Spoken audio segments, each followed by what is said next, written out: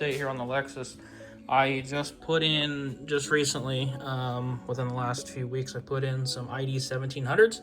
The ID1050s that I had in it were just not cutting it anymore.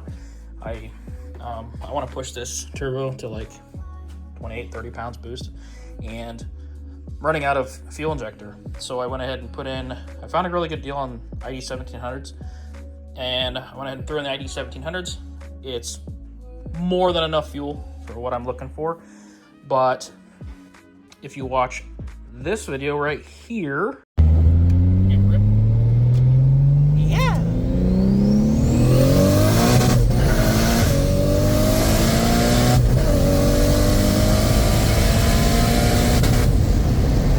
you hit the cut.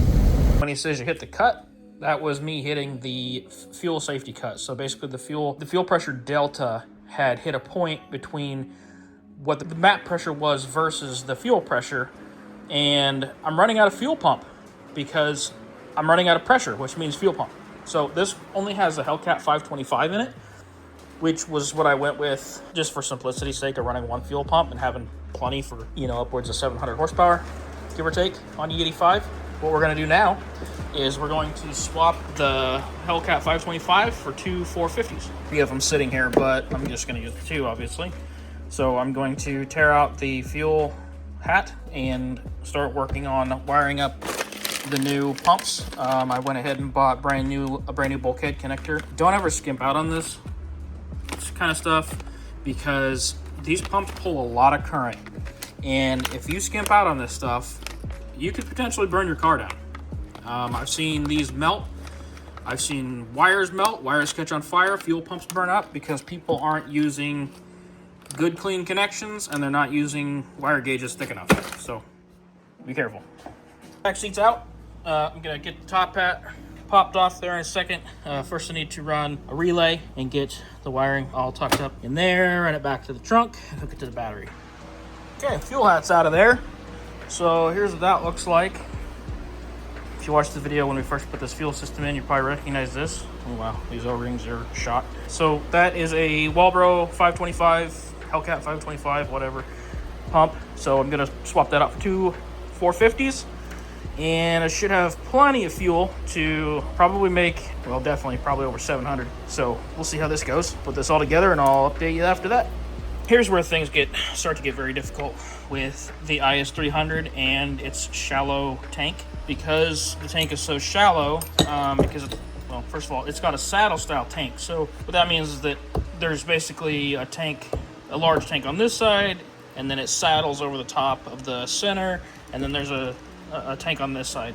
And the tank on this side, which would be the driver's side, where this goes, it's got a really small, shallow pan that acts as a baffle so that the fuel pump is always submerged in fuel. Because of that, the fuel pump hat and hanger have to be very short, and that makes it very challenging to stick a large Walbro pump in there and get your fuel lines around and all. So the reason for the long corrugated tube is because you have to, once you mount it, you have to actually curl it sort of like this to get it to connect to the barbs.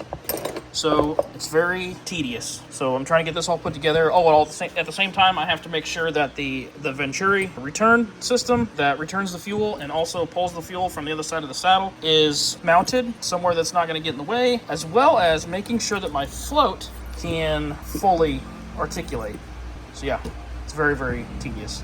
There you go. That's kind of what I was talking about, why you run the corrugated hose on this. You have to kind of kink it and bend it in a position that, well, it's not really kinked, that's why it's corrugated, but you have to move it in a position that's just, it's so tight. Oh, and then while you're doing all that, and you're getting all those lines ran, and trying to run two pumps, so this is the reason I ran one pump. It's so frustrating to run two, but hey, you know, we all like to go faster. Another thing you have to do while trying to run two pumps is orient your pumps properly within the hanger so that they're not crashing into each other, and then you got socks to worry about. So you put your fuel pump sock on, and they'll run into each other if you don't orient them right, and yeah, it's a lot of fun. All right, it's the next day. I had to go get some clamps, some style clamps, and some wire. So you can kind of see what I'm getting at here.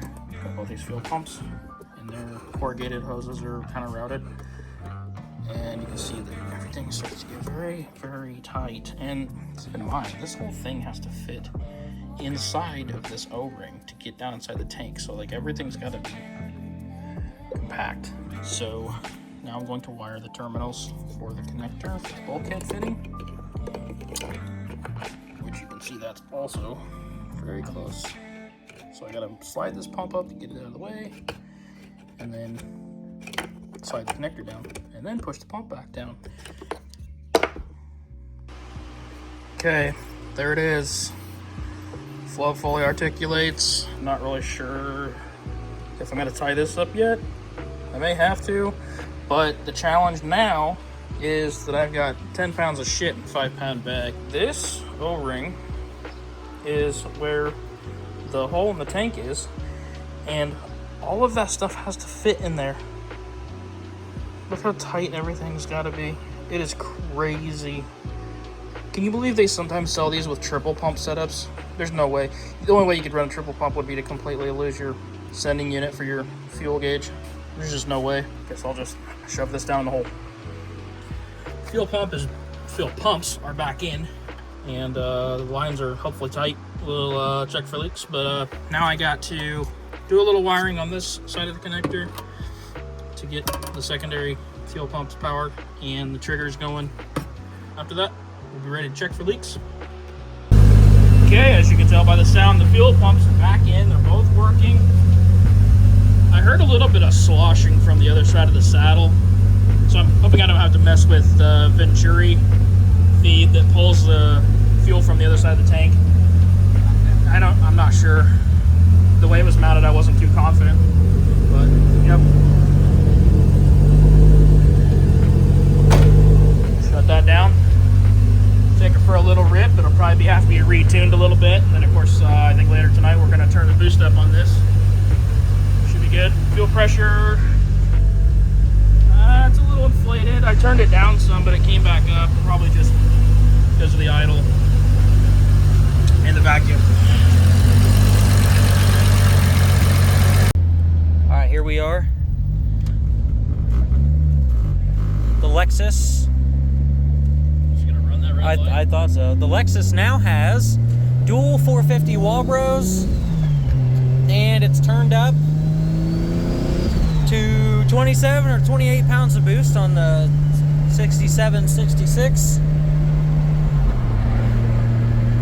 I haven't been able to, he just did it, so I haven't been able to be in the car since it's happened because it literally just happened like a couple hours ago. Rolling anti-lag pull or? Sure. Or just whatever, yeah. What's going on, Mike? Whatever.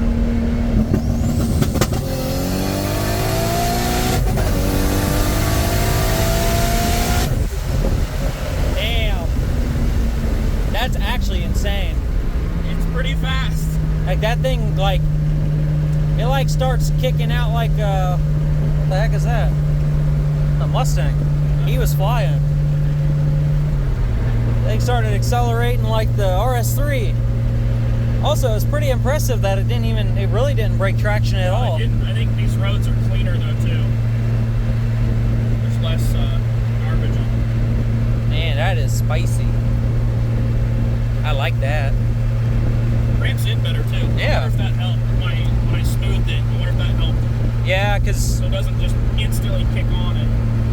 Yeah, because that map is like... It's not as... There's not a wide range on the map. It's like you got very small variable and like you have a small window of hitting each of those spots. Right. So if you go from 40% to 60% in 500 RPMs, that's a lot.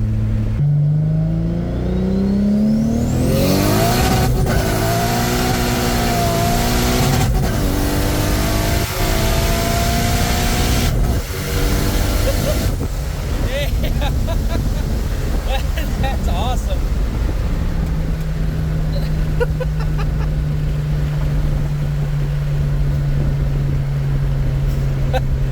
Your shifts make me so happy. Every time I do that, I can feel the handle try to loosen. I'm like, well, I didn't tighten that enough. It's so weird because we're like in third gear and then it goes to fourth. Before I see your hand move, I'm like, how'd you do that?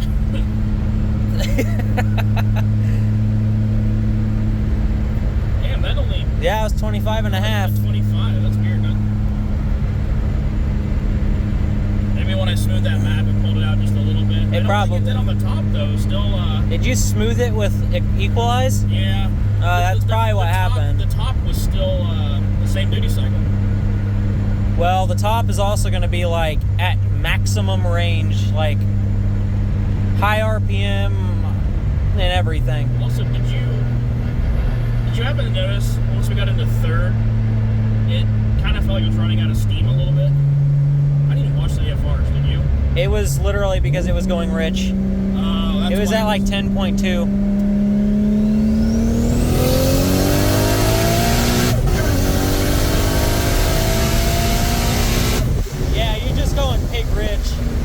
Which that will do it. Yeah. It's also just because we're hitting a whole different load cell. So like, this thing is fast. It is really fast. It's just so crazy. It's just a night and difference of what it used to be. Yeah, this thing came up from Florida with about 350 horsepower. And you're like, oh yeah, it's fine, it's good enough for now. Next, you're going to be upgrading turbo sizes and getting a built bottom end because it's still not enough. Yeah. Hey, look, it's a really ugly Jaguar. This is Jaguar. Jaguar. Hello, Z. Damn, look at that Z. Did you see that Z? My Lamborghini Diablo. Yo, is that a Supra? Lincoln Town Car, my G.